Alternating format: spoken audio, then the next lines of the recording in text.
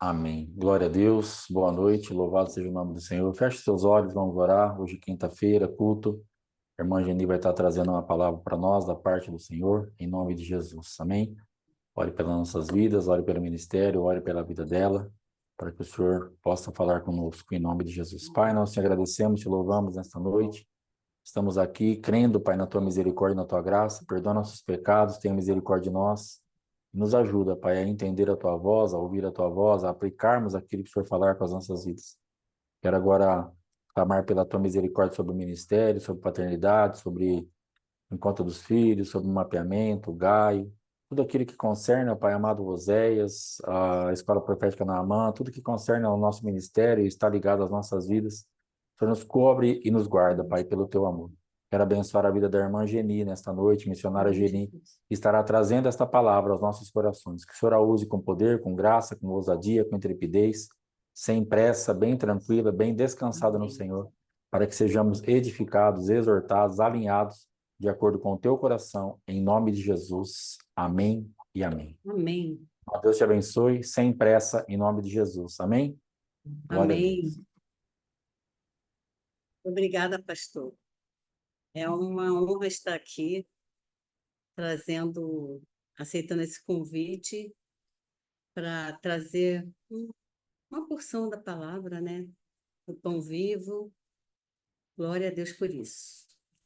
E hoje eu vou falar sobre a fé que vence tudo, porque eu precisava estar desenvolvendo também a minha fé, por conta de algumas situações que vêm acontecendo. E glória a Deus por isso. Então, eu vou começar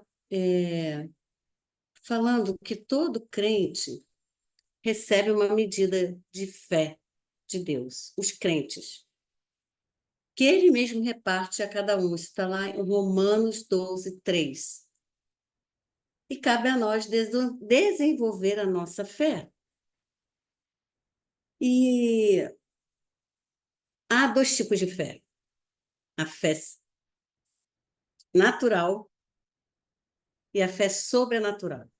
A fé natural é aquela que a fé que nós usamos os nossos sentidos, é pela nossa alma, né? O que a gente vê, a gente crê. O que a gente escuta, a gente crê. Numa situação, a gente crê. E a fé sobrenatural não, é a fé do tipo de Deus que Deus tem. Essa é a fé sobrenatural, e é dessa que nós vamos falar.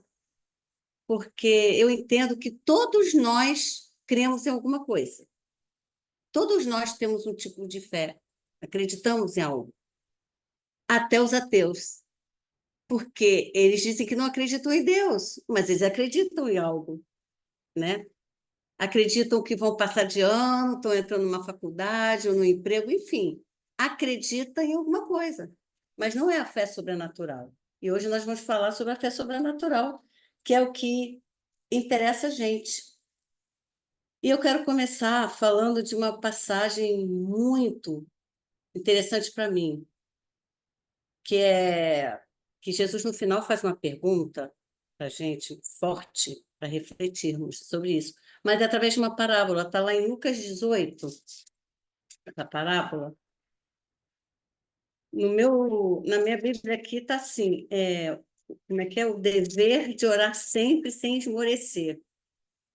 A parábola do juiz injusto, o poder da oração perseverante. Entendemos que a fé é oração junto. Fé e oração está sempre junto. Todas as vezes, a maioria das vezes que a gente vê sobre fé está ligada à oração. Porque em Hebreus 11, 6, ele define que sem fé é impossível agradar a Deus. E nós entendemos que todo mundo quer agradar a Deus. Lógico, eu não acredito que uma pessoa não queira agradar a Deus. Não, não, não. Todos vão querer agradar a Deus. Mas ele diz que por isso precisa de fé para orar, para entrar na presença dele e saber que nós nunca voltamos de mãos vazias. Esse versículo eu sempre quis, quando eu dava aula na escolinha, no Kids, Eu sempre gostava de falar esse versículo, porque as crianças são esponja. Eu desenhava até, né, fazia presentes. Por quê? E eu peço sempre para o Espírito Santo trazer à minha mente, usar a minha imaginação na palavra. Então, eu sempre lembro disso quando eu vejo esse versículo. Sem fé é impossível agradar a Deus. Não tem como. Impossível é impossível. Por quê? Ele mesmo explica. Porque é necessário, é fundamental que aqueles que o buscam acreditem que ele existe e ele é galardoador daqueles que o buscam. Então, o que ele está falando? Toda vez que nós entramos na presença de Deus, pela fé, lógico, em oração, conversar, qualquer coisa, nós não voltamos de mãos vazias. Não, não, não. Essa é a fé. Eu creio nisso, porque se está escrito, eu decido, é um posicionamento meu. E aí, porque a gente vai ver que às vezes parece que não aconteceu nada quando a gente orou, mas não é verdade. Está escrito que você não volta de mãos vazias. Usa a imaginação e você vai ver além disso aí. Vai ver no seu espírito. Pode não estar vendo com os olhos naturais, mas você tem certeza que essa oração foi ouvida, que ele, no tempo dele, vai responder. Pode ser agora, pode ser amanhã, pode ser de repente, daqui a 10 anos, no tempo dele. Então, esse juiz aqui, vamos falar dessa parábola. Ele conta sobre uma parábola sobre o dever de orar sempre e nunca desfalecer. Lucas 18, versículo 1 a 8. Havia em uma cidade certo juiz que nem a Deus temia, nem respeitava o homem. Havia também naquela mesma cidade certa viúva, e ia ter com ele dizendo: Faze-me justiça contra o meu aniversário. Faze-me justiça contra o meu adversário. E por algum tempo ele não quis. Então ela continuou indo lá, mesmo ele não querendo, desprezando. Mas depois ele disse consigo, que ele sabia da condição dele: ainda que eu não tenha temor a Deus, eu não respeito os homens, não respeito ninguém. Todavia, olha que coisa linda, com esta viúva me molesta, eu hei de fazer-lhe justiça, para que, enfim, ela não volte a me importunar muito. E aqui tem umas duas palavras que eu gostaria de salientar, porque essa palavra me molestar, ela no hebraico, no grego, no original, ela significa açoitar. É causar dor, causar sofrimento. Meu Deus, olha que coisa linda. Aquela viúva estava causando sofrimento, aquele homem que não temia Deus nem ninguém. Uau! Porque a viúva, naquele tempo, a gente sabe, ela era protegida pelo Senhor, isso lá desde Deuteronômio. Deuteronômio 10, 18, ele faz justiça ao órfão e à viúva. Tanto é que ela, quando perdia o marido, nós acabamos de ler há pouco tempo, os pastores estão lendo de manhã, Levítico, ela voltava para casa. A viúva voltava para casa dos pais. Ou para o filho, se não tinha pai, ia para o filho. Jesus, quando eles, na cruz, mesmo tendo irmãos, ele entregou a mãe dele para João, que era o amigo dele, porque isso era uma rotina que eles faziam, vinham da lei, e eles, porque ela não tinha como trabalhar e se sustentar. Por isso ela estava na causa dela, ali julgando uma causa para ela. Era questão de vida ou morte mesmo, sobrevivência. Não sabemos se ela tinha o filho ou não, não diz aqui. Mas o ponto é esse. Essa palavra molestar é açoitar, causar dor, causar sofrimento. E a palavra importunar, que aí ele continua falando assim no 5, ó. Todavia, como esta viúva me molesta, eu vou fazer justiça a ela, eu vou escutar. Eu vou fazer sim. Eu vou fazer sim. Para que, enfim, ela não volte, me importune muito. E agora, essa palavra importunar ainda é mais forte. Sabe o que significa? Meu Deus, é muito forte. Ela lembra uma luta de boxe. Ela lembra, porque diz acertar debaixo do olho. Ah! Acertou debaixo do olho do juiz. É desse jeito, gente, é forte. Como eu gosto disso. Eu tenho que contar para vocês que eu gosto de fazer academia e tudo. Bota aí uns 20 anos, eu resolvi entrar também para o boxe, não é? Aí, só que eu fazia musculação também. Só que eu olhava para aquele saco do boxe, eu ia com tanta raiva socar, eu pensava no diabo, os seus demônios. Eu forçava muito, fiquei com dor no ombro. Aí depois o outro professor falou que você não estava certo, do jeito certo, mas o professor lá não falou, né? Eu fui saber depois. Mas aí eu acabei desistindo. Eu falei, não, fica muito puxado para mim. Eu vou fazer musculação, eu vou caminhar, eu vou fazer tanta coisa, também acabo me prejudicando, né? Mas é exatamente isso. Acertar debaixo do olho, esbofetear. Está fazendo isso com o juiz. Que tremendo. Ou nocautear um adversário como um pugilista. Bater até ficar roxo. Cada vez que ela falava, eu entrava nele assim. Gente, é muito forte. Causar uma irritação intolerável.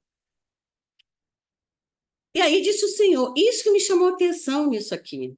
O que o Senhor falou? Ouvi, presta atenção no que disse esse injusto juiz. Presta atenção. Ele é um juiz injusto. Ele é ímpio. Ele não comete justiça. Mas o Senhor falou assim, o Senhor Jesus falou assim, presta atenção no que ele está falando. Esse versículo é muito poderoso, porque ele não temia Deus, nem o respeitava ninguém. Que homem difícil, né? E era juiz, hein? Mas ele falou, não, ela me molesta, eu vou fazer justiça. Aí no versículo 7, e Deus, que é o justo juiz, né? Ele não está comparando aqui esse juiz iníquo com Deus, lógico que não. O justo juiz não fará justiça aos seus escolhidos que clamam a ele de dia e de noite, ainda que tardio para com eles. 8. Aí Jesus vem com a palavra dele, né? Digo-vos, eu digo, que depressa lhes fará justiça. Por isso precisa usar fé, para não esmorecer, para não desanimar, para não deixar de se relacionar com o Pai, de se relacionar com o Espírito Santo. Quando, porém, aí essa pergunta que mexeu comigo, quando, porém, vier o Filho do Homem, porventura achará fé na terra? Porque no céu não precisa de fé. A gente sabe que não. E eu entendo que fé, com a fé, nós conseguimos trazer o futuro para o presente. É muito poderoso. Quando declaramos a palavra de Deus, nós chamamos a existência aquelas coisas que não existem, e a palavra diz que ele concorda. Lógico, se você está declarando a palavra, confessando a palavra, porque Deus não é homem que minta, nem filho do homem que se arrependa. Muito pelo contrário, ele diz, eu gosto muito de usar esse versículo nas minhas orações, porque ele cumpre a sua palavra. A palavra dele não volta vazia, muito pelo contrário, ela atinge o alvo ao qual ela foi lançada, o propósito.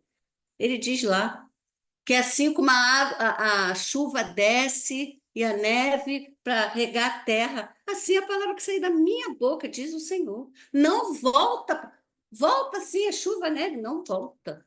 Não volta, assim é a minha palavra, não volta vazia. Então, quando nós somos a voz de Deus aqui na terra, por causa do Espírito Santo, não por causa de nós.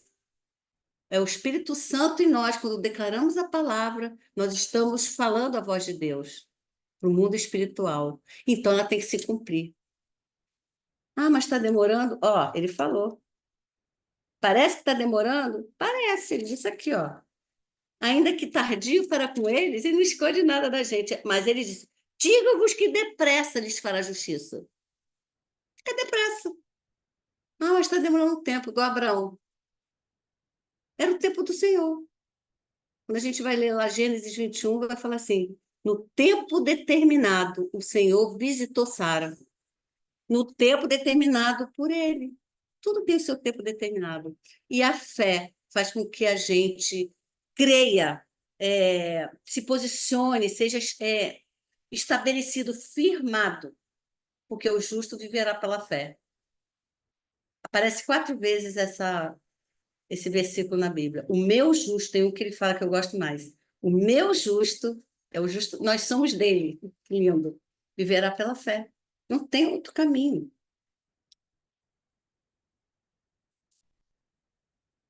Então, a fé é um estilo de vida, é um posicionamento, é uma decisão, porque, como eu disse, o meu justo viverá pela fé. Eu quero falar só um pouquinho sobre alguns inimigos da fé, os roubadores da fé. Medo, para mim, é o principal. Incredulidade, dúvida. Pastor, acho que foi hoje ou ontem, estava falando sobre isso. Pedro, quando olhou ali, natural, ele afundou. Medo, onde não há medo, onde há medo, não há fé. As duas não andam juntas. Nesse ambiente não pode haver, não existe. Satanás vem roubar nossa fé, semeando medo em nossa mente, tudo aqui na mente, ó. Começa na mente. As adversidades vêm com o medo. Ou melhor, o medo traz as adversidades, pode ser as duas coisas juntas aí. A insegurança vai produzir tormento e vem um sentimento que nos faz pensar que não há saída, não há um escape. É exatamente isso. Não há um escape.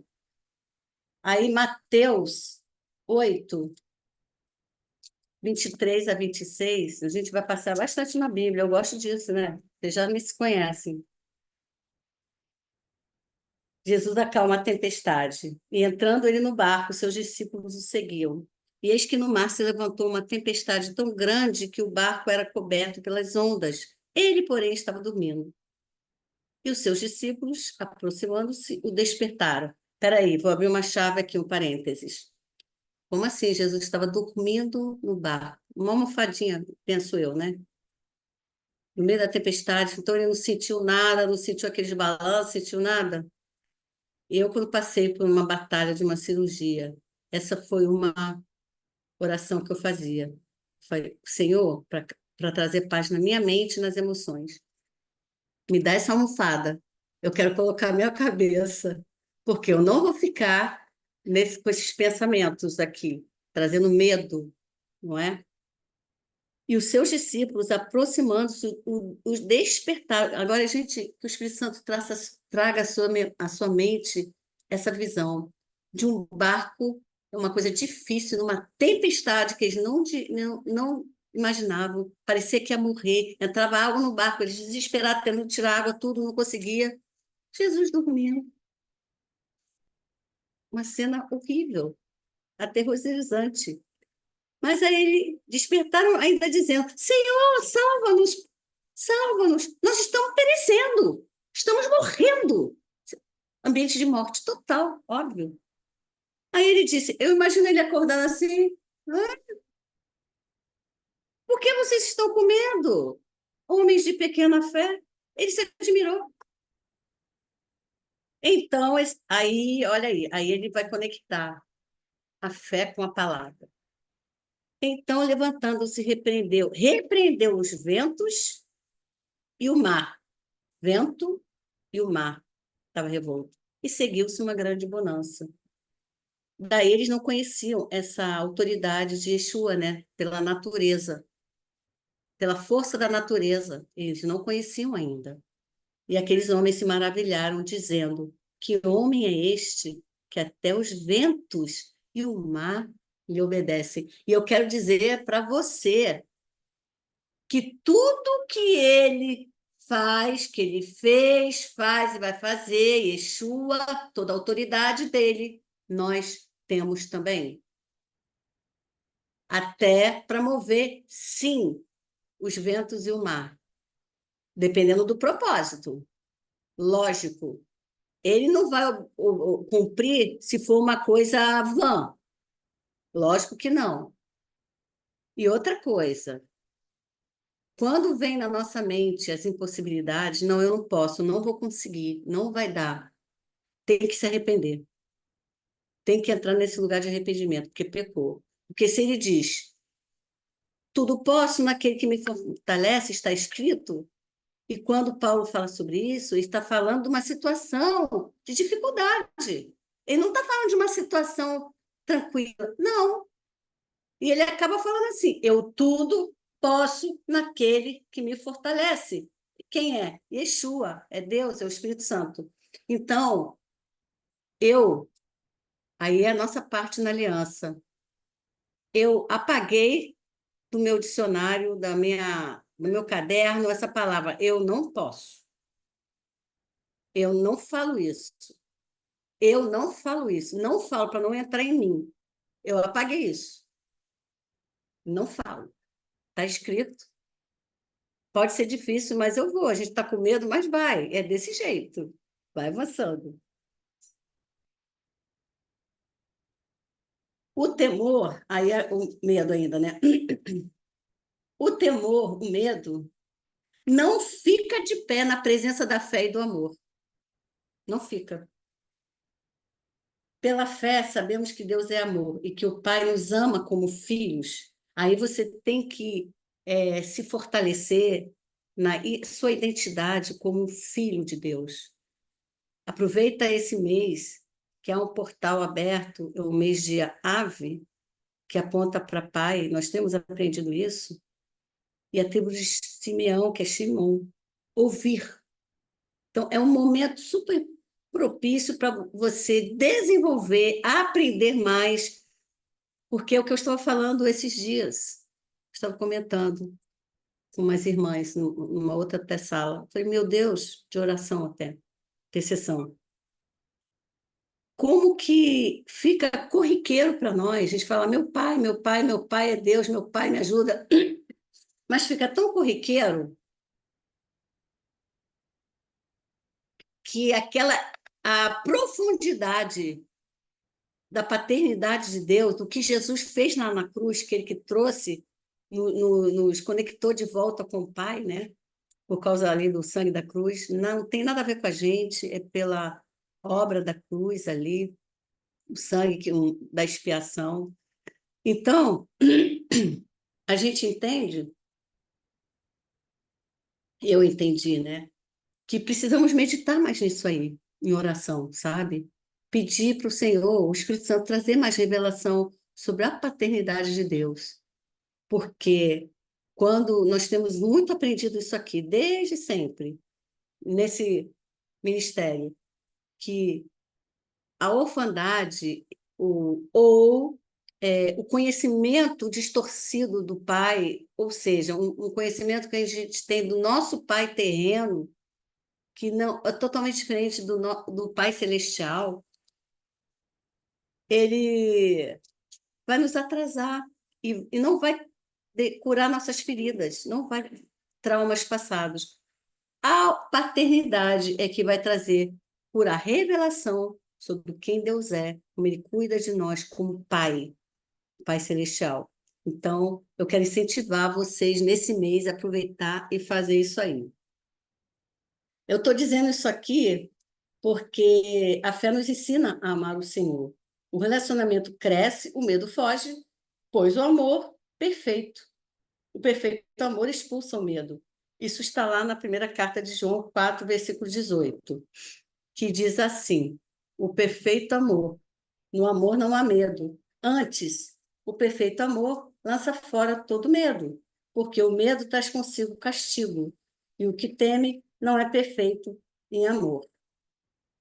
Lembrando que também Jesus disse para Jairo, quando ele ouviu as vozes de intimidação, de impossibilidade, né? E eram reais aquelas vozes, porque a filha dele realmente tinha já morrido, não é? E eles disseram: não incomodes mais o mestre, porque a tua filha já morreu. Mas na mesma hora, Jesus não deixou aquelas vozes entrarem nele, aquele medo, para ele perder a fé, para roubar a fé dele. Jesus, na mesma hora, disse: não temas, crê somente. O segundo inimigo da fé é a incredulidade. No grego é apistia, que significa infidelidade, quebra de fé, fraqueza de fé, e é o ambiente. Sabemos que Hebreus nos fala que por conta da incredulidade, porque a incredulidade é uma atitude, porque não resolveu não crer, decidiu não crer o que a palavra diz. Olha só, é muito profundo isso. Então, toda uma geração morreu no deserto. Está lá em Hebreus. Hebreus 3,15. Eu vou ter que ler, porque não é a minha palavra, é a palavra do Senhor. E ela não volta vazia. Hebreus 3,15 diz assim. Hebreus 3,15. Olha só. 3,15. Enquanto se diz, hoje, se ouvires a sua voz, não endureçais os vossos corações como na provocação. Então, a gente vê que é uma parte nossa na aliança. Podemos ouvir a voz do Senhor através da Bíblia, lógico, do Espírito Santo, que não pode contrariar a palavra. Eles são um. E diz aqui: não endureçais os vossos corações, como na provocação, porque, havendo alguns ouvido, o provocaram. Quem? Deus, né? Mas não todos os que saíram do Egito por meio de Moisés, não foram todos. Mas com quem ele se indignou por 40 anos? Com quem? Ele vai perguntando, a Bíblia é linda, a gente lê devagar, a gente vai entendendo, tem que ser devagar mesmo. Não foi porventura com os que pecaram? Cujos corpos caíram no deserto? E a quem ele jurou que não entrariam no seu repouso, senão aqueles que foram desobedientes? Olha só, incredulidade e desobediência, juntinho, mãos dadas, muitas amigas. Que horrível. Eu não quero essas amigas, não. 19. E vemos que eles não puderam entrar. Por quê? Qual foi a causa? Qual foi o motivo? Por causa da sua incredulidade.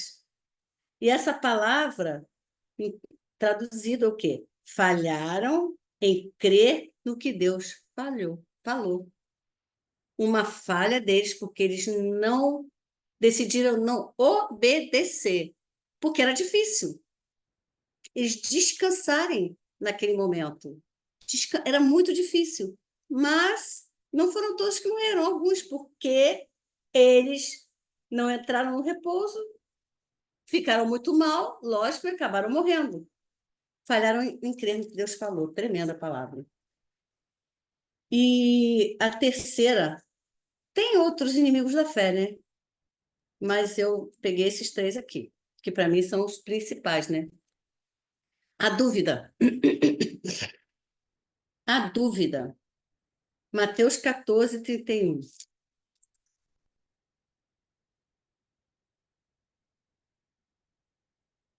A dúvida é horrível. É horrível. Traz um ambiente horrível.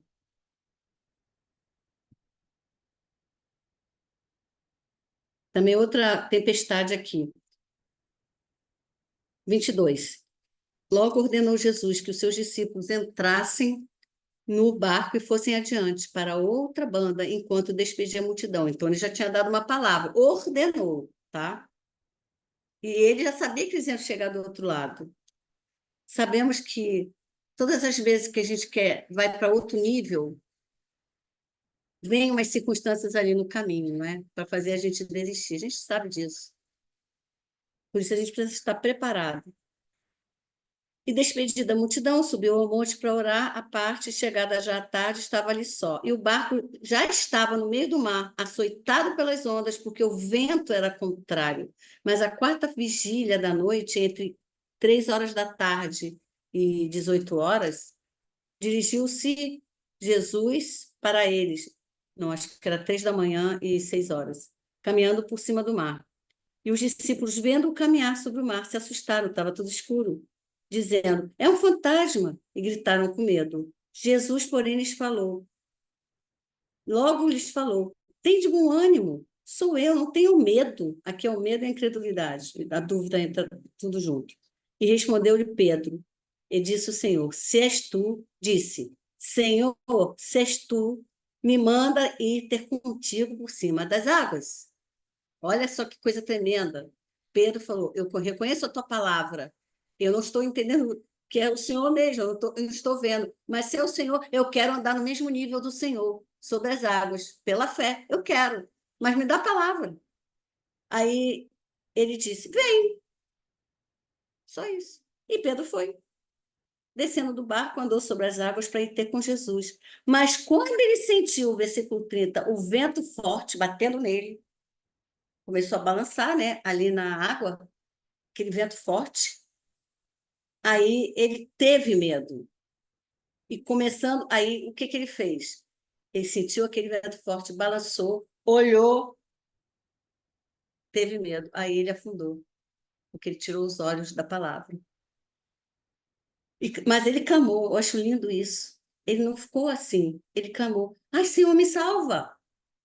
E logo Jesus, estendendo a mão, segurou e disse-lhe, deu uma bronca ainda assim, coitado, ele todo molhado ali, homem de pequena fé, por que duvidaste? E quando subiram para o barco, acalmou o vento.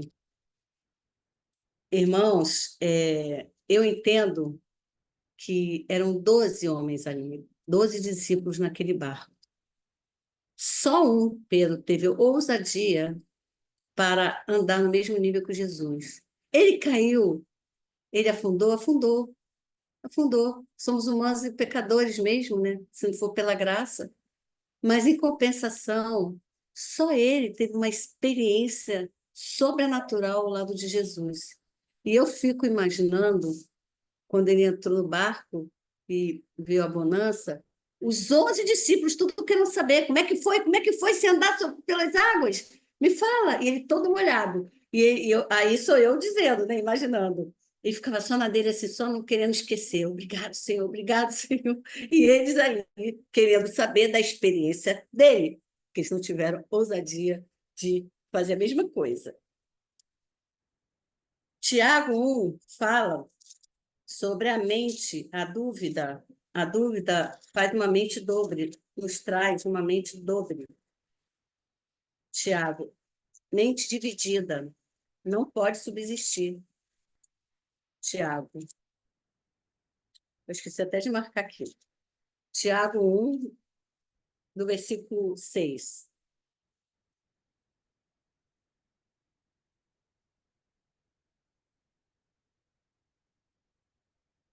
Eu começar a ler do 2, sabe por quê? Já é outra palavra também que eu vou trazer. Sobre a provação, que a provação ela nos traz resistência. Mas depois eu vou ler aqui. O 6. O 5 ele começa: se algum de vós tem falta de sabedoria, peça a Deus, que a todos dá liberalmente, e não o lance em rosto, e ser-lhe-á dada. Peça, porém, com fé, não duvidando, porque o que duvida é semelhante à onda do mar, que é levada pelo vento e lançada de uma para outra parte. Não pense tal homem que receberá do Senhor alguma coisa, não vai receber. Meu Deus. O homem de coração dobre, mente dividida, é inconstante em todos os seus caminhos. Inconstante. Então, ele não consegue avançar, ele fica assim, ó, cocheando, cocheando, cocheando. Agora, quero falar um quarto princípio, sobre a batalha da fé. Como a gente já viu aqui, a gente já está batalhando. Há sempre uma batalha. Mas é uma boa batalha. A gente precisa ter isso no nosso espírito muito forte. Não é uma batalha ruim. É uma boa batalha. Por isso precisamos entrar nesta batalha entre fé e o medo, porque o medo rouba a fé. Precisamos guardar a nossa fé, guardar, proteger. Essa também é a nossa parte da aliança. 1 Timóteo 6,12. Ele dá uma instrução para Timóteo.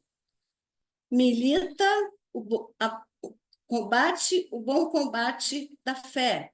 Milita a boa milícia da fé. Militar, combater, esforçar-se com um zelo intenso. É um esforço. Tem que ser. É uma pressão que a gente faz ali, para ficar no mesmo lugar, para não ir para trás. É uma pressão. A batalha da fé é travada na mente. É o campo da batalha. É na fé, na mente. 2 Coríntios 10 não fala isso. 3-5.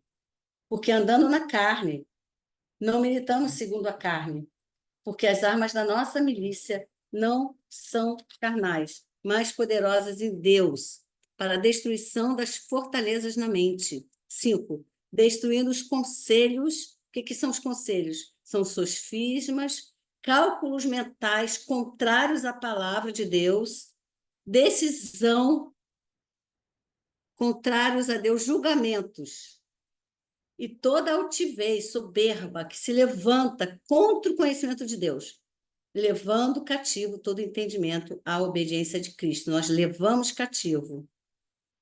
Na Bíblia ampliada, que ainda não tem amplificada, não tem em português ainda, mas está assim: refutamos, destruímos. O que significa refutamos? Destruímos. Como? Dizendo ao contrário, rebatemos esses conselhos, esses argumentos que são as teorias, razões, a justiça própria e toda coisa orgulhosa que se levanta contra o conhecimento de Deus e levamos todo pensamento e propósito cativos à obediência de Cristo. Amém? E como também é vestindo a armadura de Deus, né? Está em Efésios 6. Nós podemos apagar todos os dados inflamados do maligno com o escudo da fé. É o escudo que nos protege da cabeça até embaixo. E cada peça da armadura tem uma função.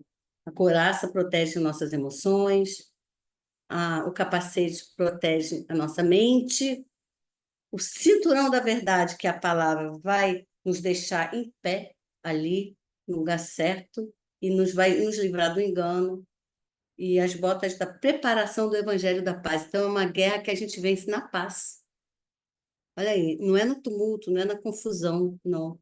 Os caminhos que a gente vai fazer. 5. A fé pode ser morta. Também fala que ela é inoperante, não opera nada.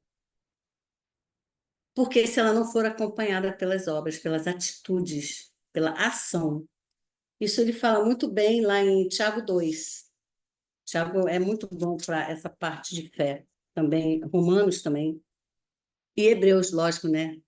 A Galeria dos Heróis da Fé, muito bom também. Não vou ler. Tiago 2, 14 e 26.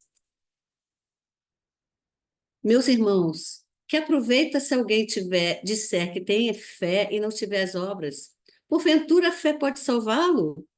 E se o irmão ou a irmã estiverem nus e tiverem falta de mantimento cotidiano, e se algum de vós lhe disser, vá em paz, aquentai-vos, se esquenta e sede fartos. Deu uma palavra, mas não deu as coisas necessárias para o corpo. Que proveito virá daí? Gente, é muito simples. Que proveito? Estou orando por você. Deus vai te ajudar. Não faço nada. É isso que ele está dizendo, né? 17. Assim também é a fé. Se não tiver as obras, as atitudes, ela é morta em si mesma. É uma fé já morta. Gente, é tremendo isso aqui. Mas dirá alguém, tu tens a fé, você tem fé, eu tenho as obras. Agora me mostra a tua fé sem as obras, e eu te mostrarei a minha fé pelas minhas obras. Meu Deus! A fé é vista pelas nossas atitudes. E outro dia o pastor falou, já tem um tempo, que até pela voz, pelo jeito que a pessoa fala, a gente entende, eu já também sei se ela está com fé ou não. Ela até diz, eu tenho fé, mas você já tem o discernimento de entender que ela não tem, conforme ela está falando ali. Interessante isso. A gente algumas vezes consegue ver isso. Tu crês que há um só Deus? Fazes bem. Também os demônios creem e estremecem. Mas, ó homem inútil, meu Deus, queres tu saber que a fé sem as obras é morta? Então, eu vou te mostrar. Porventura, o nosso pai Abraão não foi justificado, tornado justo pelas obras, quando ofereceu sobre o altar o seu filho Isaque? Ele agiu. Ele podia não ter agido. Lógico que não. Era uma escolha dele. Mas pela fé ele foi. Para exercer o sacerdócio dele. Imagina aqueles 3 dias ele andando com o filho dele ali. Meu Deus. E olhando para o monte. Senhor, me ajuda a obedecer. Senhor, me ajuda a obedecer. Imagino isso. Não foi fácil. Bem, vês que a fé cooperou. A fé coopera com as nossas atitudes. A fé coopera com as nossas atitudes. Bens vê que a fé cooperou com as suas obras e que, pelas obras, a fé foi aperfeiçoada. Então, a fé é desenvolvida. Ela se torna melhor quando nós obedecemos. E cumpriu-se a escritura, que diz, e creu Abraão em Deus, e foi isto imputado como justiça, e foi chamado o amigo de Deus. Gente, que coisa forte, que coisa linda, muito lindo. 24. Vedes, então, que o homem é justificado pelas obras, e não somente pela fé. E de igual modo, aí ele traz uma outra personagem maravilhosa, Raabe, a meretriz, aquela que era prostituta, que veio aparecer lá na lista da geração de Jesus. Meu Deus, é tão lindo. Uma das poucas mulheres. Raabe, a meretriz, não foi também justificada pelas obras quando recolheu os emissários e os despediu por outro caminho? Olha que coisa linda. Porque ela creu. Ela creu no que Deus estava fazendo. Ela tinha ouvido falar o que o Senhor tinha já feito com aquele povo, as maravilhas. Porque assim como o corpo sem o espírito está morto, assim também a fé sem obras é morta. Então, como a fé cresce durante as provações? A fé provada produz resistência em nós. Vamos passar por aflições, sim. Hoje mesmo o Senhor trouxe essa palavra para mim. O justo, Salmo 33.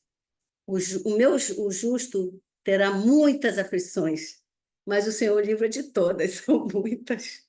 Mas é o Senhor que livra de todas. E ele ainda disse assim: nenhum dos seus ossos será quebrado. É isso. Nenhum do meu osso. Eu posso virar o pé, eu posso fazer qualquer coisa, não vou, não, sem querer, lógico. Meu osso não vai ser quebrado. Se ele disse, está dito. Eu creio, pronto. Não vai ser quebrado. E não foi quebrado. Então, em Daniel 3:23, tá, a palavra de Deus estabelece uma conexão entre a fé e a resistência obtida pelas circunstâncias difíceis. Isso, e ela cresce, segundo a Tessalonicense 1.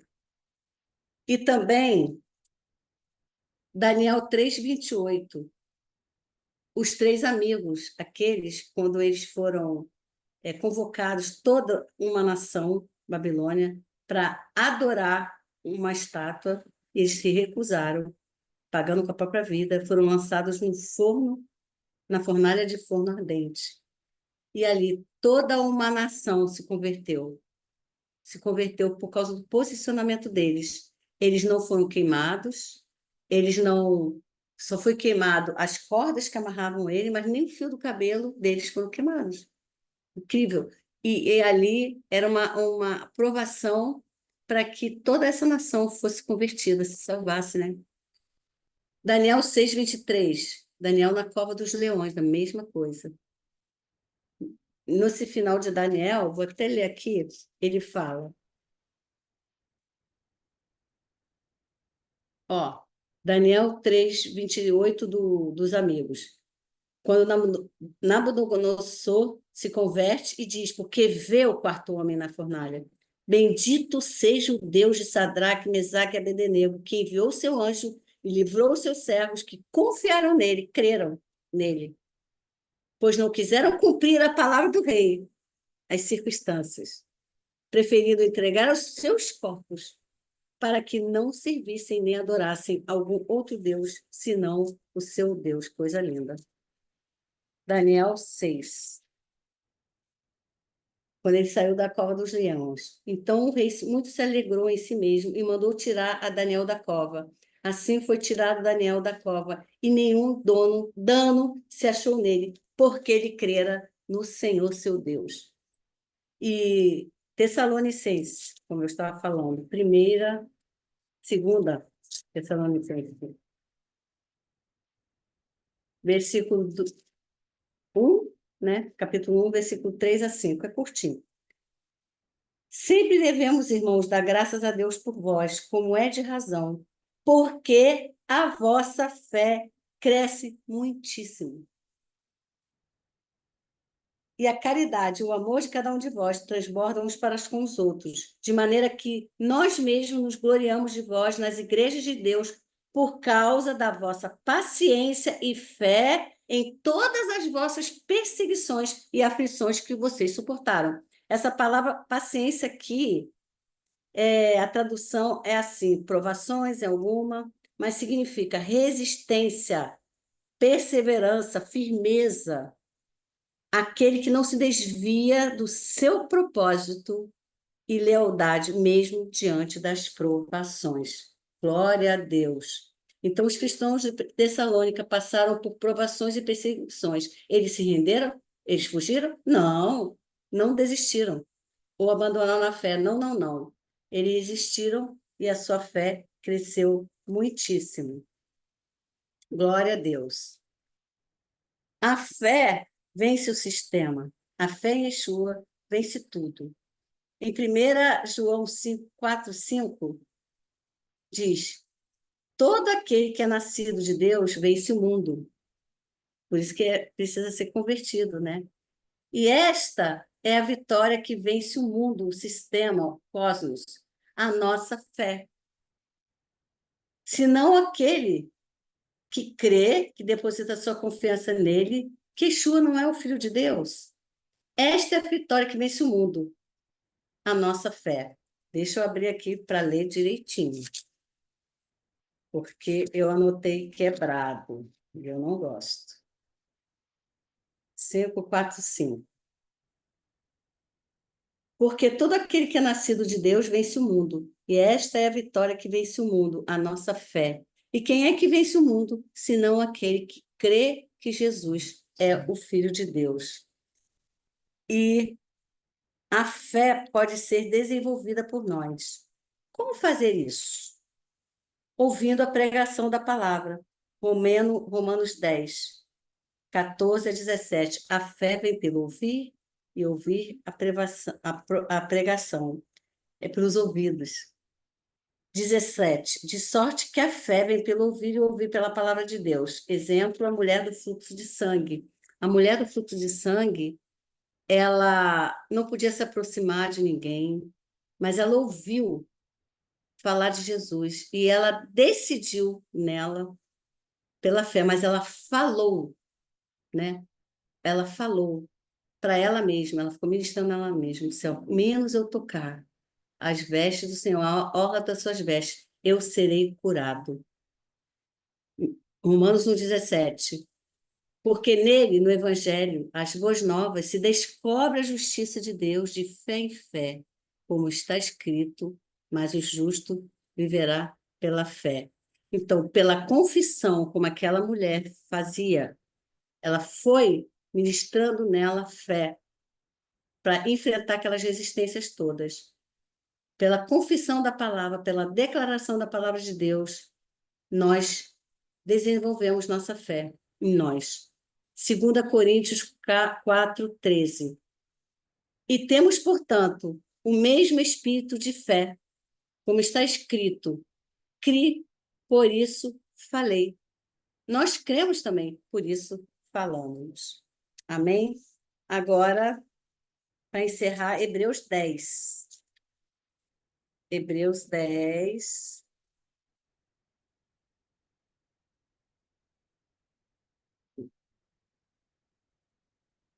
Essa eu não marquei. Um minuto.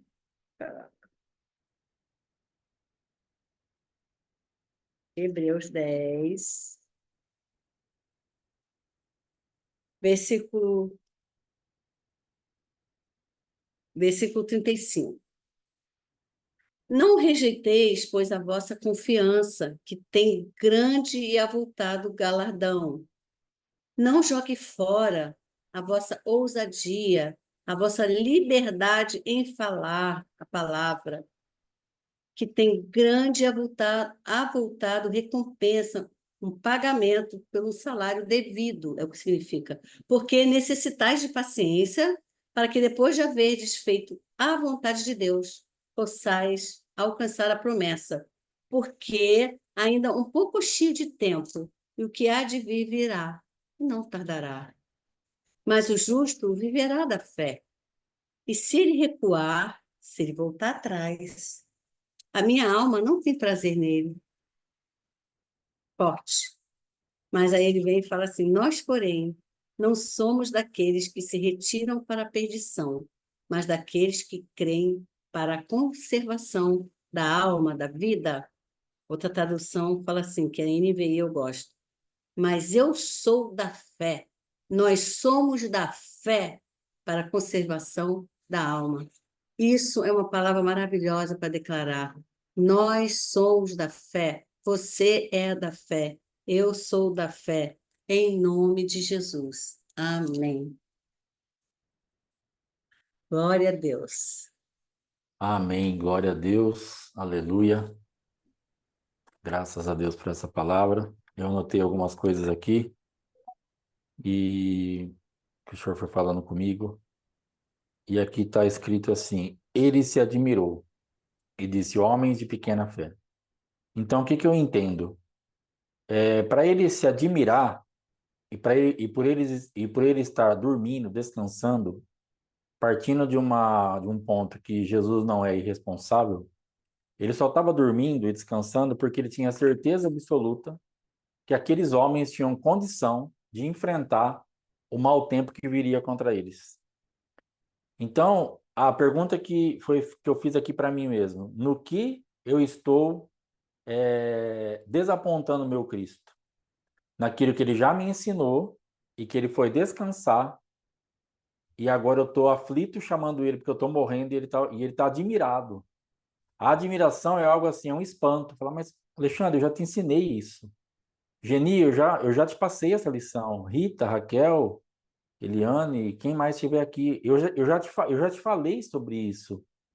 E aí ele pode então falar, vocês são de pequena fé.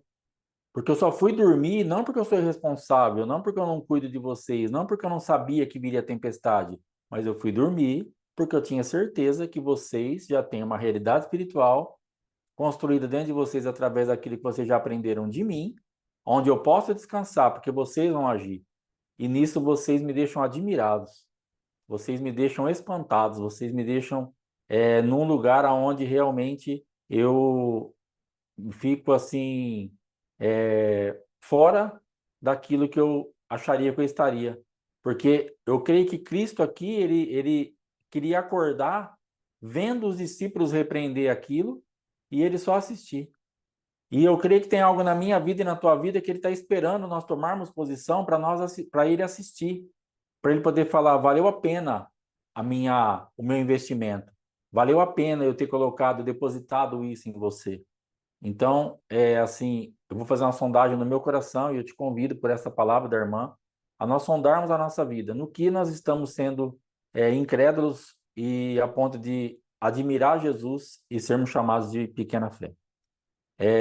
Outra parte que ela falou também que me chamou bastante atenção, da incredulidade ou daquele eu não posso, que ela falou que riscou do vocabulário dela o eu não posso, e que a gente tem que se arrepender. Então, a gente só tem que se arrepender de coisas que é pecado.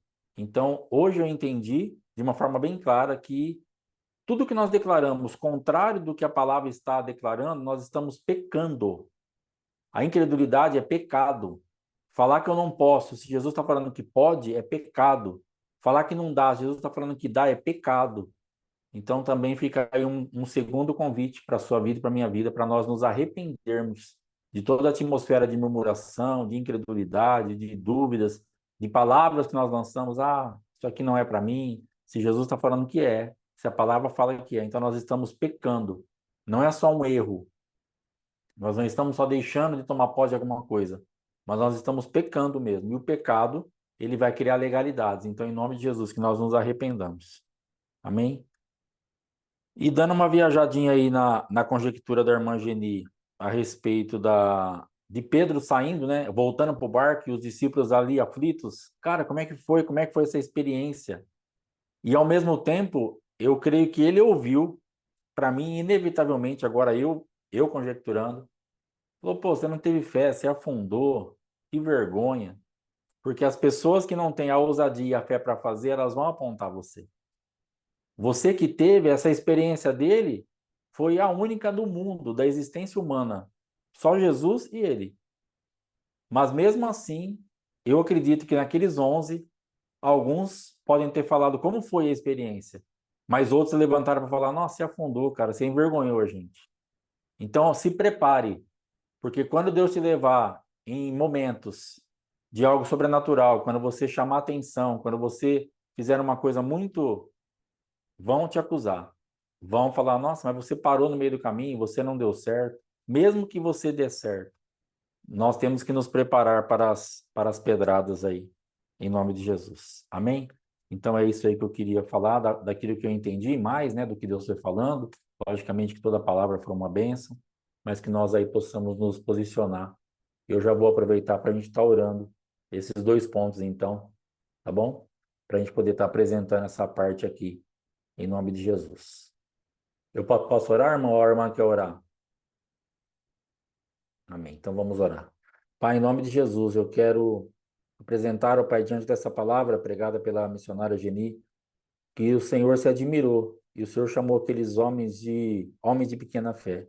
E eu quero colocar a minha vida, a vida da minha esposa, da minha casa, desse ministério, das vidas que estão ouvindo, que vão ouvir, que naquilo que o Senhor já nos ensinou, o Senhor já nos ministrou, e o Senhor já está descansado, não porque o Senhor é irresponsável, mas porque o Senhor tem certeza que nós já temos condições de dar uma resposta às tempestades que se levantarão na nossa vida, e nós estamos, então, dando resposta abaixo do nível que o Senhor está esperando, a ponto de te admirar e sermos chamados de homens de pequena fé, que o Senhor nos perdoe, Pai, por favor.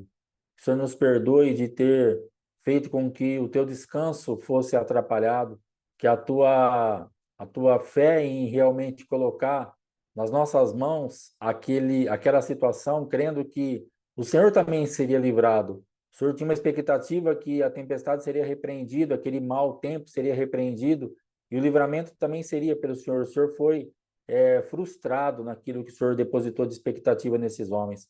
E nós temos te frustrado, porque é uma expectativa do Senhor na minha vida. Eu quero te pedir perdão pela minha vida. E que cada um agora aqui, nessa oportunidade, se arrependam dos seus pecados, de estarmos frustrando ao Senhor, de estarmos realmente trazendo admiração e sermos chamados de homens de pequena fé. Me perdoa, Pai, em nome de Jesus. Por todas as vezes, Espírito Santo, ô Jesus Cristo, me perdoa por todas as vezes que eu fui incrédulo, que eu não coloquei em prática aquilo que o Senhor colocou nas minhas mãos e que eu atrapalhei o descanso do Senhor e trouxe admiração ruim. Em nome de Jesus, me perdoa. Também as vezes que eu falei que não daria, que eu não posso, todas as vezes que eu murmurei, que eu fui incrédulo e que eu pequei contra o Senhor. Eu quero te pedir perdão também, que essas legalidades agora sejam arrancadas das mãos do adversário e que o sangue de Jesus Cristo esteja sobre a minha vida. Todo o ambiente de incredulidade da minha vida, por favor, me perdoa, porque eu pequei.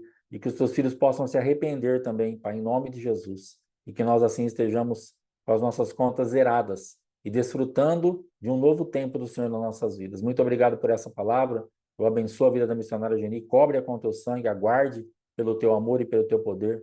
Muito obrigado por ela ter se esforçado, ter se exposto à tua palavra, ter pesquisado e ter trazido uma ministração com tantos detalhes, com tanta riqueza, com tantos respaldos. Muito obrigado pela vida da tua filha, Pai. Cobre-nos com teu sangue, guarda a vida dela, nos dá livramento, uma noite de descanso e que tenhamos verdadeiramente, Pai, mais e mais do Senhor em nós. Em nome de Jesus. Amém e amém. Amém, irmãos? Em nome de Jesus. Amanhã, então, 7h30, Oséias, para a glória de Deus. Hoje o culto está encerrado em nome de Jesus. Que o Senhor te guarde. Que você tenha uma noite poderosíssima na presença do Senhor. Imagine, muito obrigado mais uma vez. Que Deus te abençoe. Em nome de Jesus. Abraço. Fiquem na paz. Shalom, shalom. Glória a Deus. Aleluia.